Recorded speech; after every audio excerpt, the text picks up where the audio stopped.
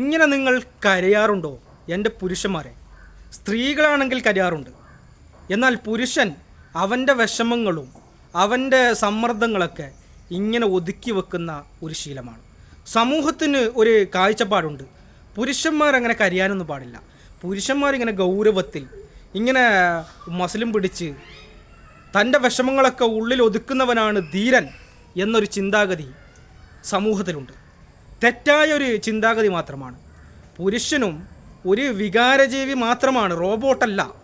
പുരുഷനും വിഷമങ്ങളും ദുഃഖങ്ങളൊക്കെ ഉണ്ടാകുമ്പോൾ, കരച്ചിൽ വരുമ്പോൾ കരയണമെന്നേ എനിക്ക് പറയാനുള്ളൂ.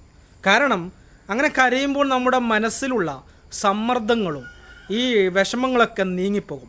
അല്ലാതെ നമ്മളിങ്ങനെ വിഷമങ്ങളൊക്കെ ഒതുക്കി വെക്കുമ്പോൾ ചിലപ്പോൾ അത് ഒരു ദേഷ്യമായി മറ്റൊരു വികാരപ്രകടനമായിട്ട് അത് മാറാറുണ്ട്. അപ്പോൾ എനിക്ക് പറയാനുള്ളത്, നമുക്ക് വിഷമം വന്നാൽ, നമ്മൾ കരച്ചിൽ വന്നാൽ കരയുക. കരച്ചിൽ വന്നാൽ തൻ്റെ വികാരങ്ങളും തൻ്റെ വിഷമങ്ങളൊക്കെ നീങ്ങിപ്പോങ്ങാൻ അത് വലിയൊരു കാരണമാകുന്നുണ്ട്.